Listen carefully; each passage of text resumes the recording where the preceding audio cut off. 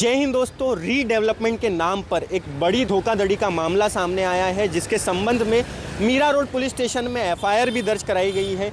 यही वो सोसाइटी है Mira Shriram cooperative housing society, जिसके संबंध में मामला दर्ज किया गया है। बिल्डिंग के कई प्रोसीजर में 79A प्रोसीजर में फ्रॉड हुआ है, ऐसे आरोप लगाए जा रहे हैं।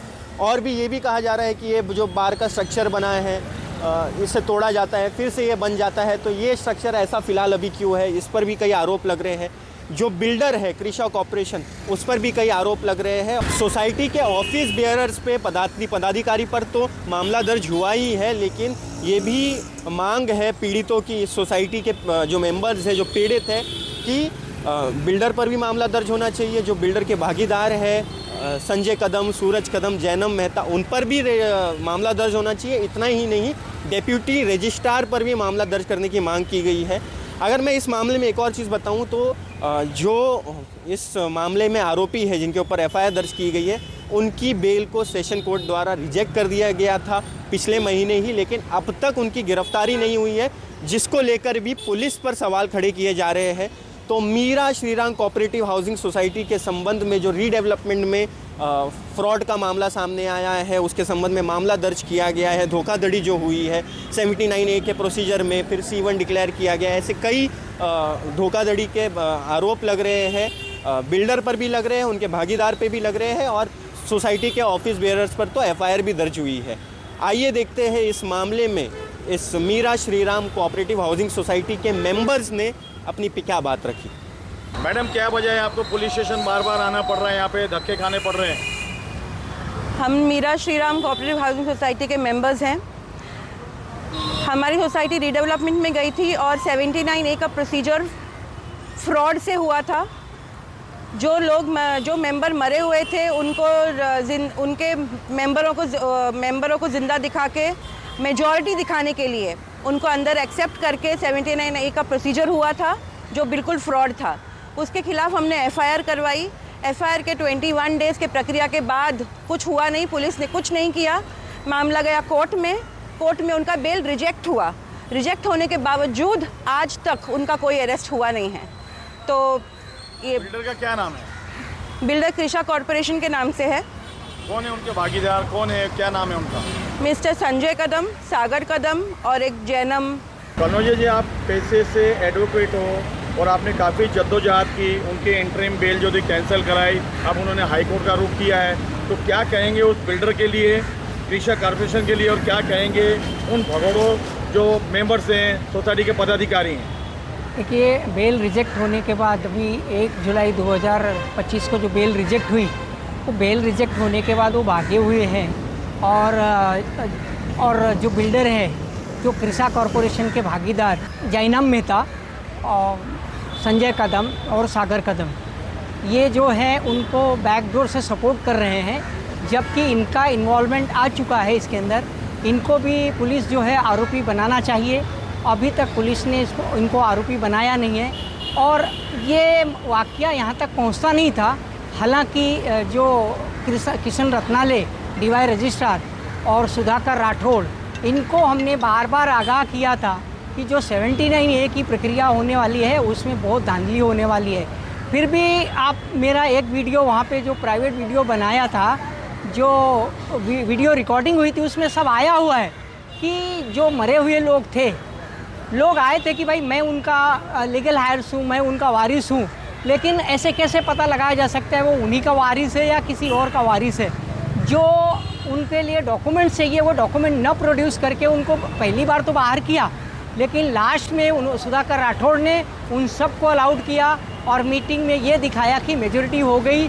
24/12/2024 को इनको जो है एक सर्टिफिकेट इशू कर दिया। उसके बाद में, उसके पहले ही हमारी जो एफआईआर करने के लिए कंप्लेंट डाली हुई थी, मैंने यहाँ पे 30 नवंबर 2024 को डाली हुई थी। उसके ऊपर इंक्वायरी चालू थी। इंक्वायरी इसलिए चालू थी कि ऐसे मैटर में इंक्वायरी होती है पहले, फिर सैंक्शन के लिए जाता है, और सैंक्शन होने के बाद जो है एफआईआर होती है। तो ये बाद में 17 में अभी जो है एफआईआर हुई। 17 में एफआईआर होने के बाद में उसके बाद वो लोग थाने सेशंस कोर्ट में गए एंटीसिपेटरी बेल करने के लिए।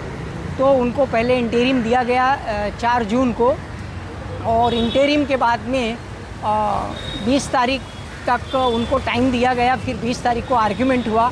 हमने जो उन्हीं के डॉक्यूमेंट हैं उन्होंने जो सबमिट किए थे कोर्ट के सामने, और कुछ 17 एफिडेविट जो डाली हुई है वो पूरी फ्रॉड एफिडेविट्स हैं। जो डॉक्यूमेंट्स दिए हुए थे कि ये 33 नंबर का डॉक्यूमेंट्स है, ये इस शॉप का डॉक्यूमेंट्स है, उनके कोई भी वो रियल ऑनर नहीं है।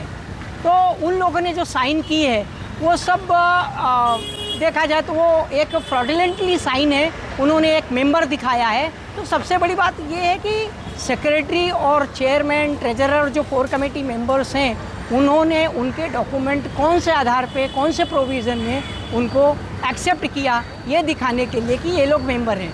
हालांकि हमने यहाँ तक देखा हुआ है कि एक जो ऐश्वर्या बार है वो एक सेपरेट एंटिटी है, उसको इन्होंने भी ये मिनट्स की बुक में उनका साइन हुआ है और ये दिखाया कि ये भी मेंबर है। तो how they can be a member of the society, because they are not the part and parcel of the society. तो इस तरह से हमारी सोसाइटी में पूरा फ्रॉड है। और आपने इस पुलिस के बारे में रत्नाले जी को बताया है क्या, ये इस तरीके से फ्रॉड हुआ है क्या? यस, इनको बार बार हमने बताया, और वो भी राइटिंग में भी मैंने बताया। जब एडमिनिस्ट्रेटर ने हमको कुछ पेपर हैंड ओवर किए थे, जब हम मंडल में थे, उस समय भी मैंने बताया कि आपके जो एडमिनिस्ट्रेटर साहब हैं वो कावले जी, उन्होंने पूरा हमें दफ्तर दिया हुआ नहीं है। तो कावले ने ये बताया कि सैयद ने ही दफ्तर पूरे नहीं दिए थे, जैसे ऑडिट रिपोर्ट वगैरह। यानी वो 10 से 12 साल से पोस्ट पे थे सेक्रेटरी के, और सेक्रेटरी के पोस्ट पे रहते हुए 10-12 साल से जो है एक बार भी ऑडिट नहीं कराई। मैं आपको बीच में रोक के पूछना चाहता हूँ कि सेशन कोर्ट ने जो जजमेंट दिया उसमें क्या लिखा गया है, क्यों अभी तक पुलिस इनको गिरफ्तार नहीं कर रही, क्या कहना चाहेंगे? तो इनका इन्वॉल्वमेंट आया है उस ऑर्डर के अंदर, और इन्वॉल्वमेंट आने के बाद यही है कि भाई इनका इंट्रोगेशन होना चाहिए। बेल, एंटिसिपेटरी बेल है वो जो रिजेक्ट कर दी गई। तो मुझे ये समझ में नहीं आ रहा है कि पुलिस दोहरा रवैया क्यों अपना रही है। यानी आज 1 महीना होने आ रहा है, अभी तक पुलिस ने उनको अरेस्ट क्यों नहीं किया, ये हमारी समझ में नहीं आ रहा है। की आप मांग कर रहे हैं? हम जो सेक्रेटरी सैयद, तैनूर याकूब सैयद, डॉली और ट्रेजरर, इसमें जैनम मेहता, सागर कदम और संजय कदम पर भी एफआईआर दर्ज की गई है। वो उसमें है, लेकिन अभी तक उनका नाम इंक्लूड नहीं किया गया है। और मेरी यही मांग है कि इनका भी नाम इंक्लूड किया जाए इसके अंदर, और इनको भी आरोपी बनाया जाए। और किस चीज़ के नाम की मांग कर रहे हैं? और कृष्ण रत्नाले और सुधाकर राठौड़ का भी नाम इंक्लूड किया जाए, उनको आरोपी जरूर बनाया जाए, क्योंकि ये कॉन्स्पायरेसी में शामिल है।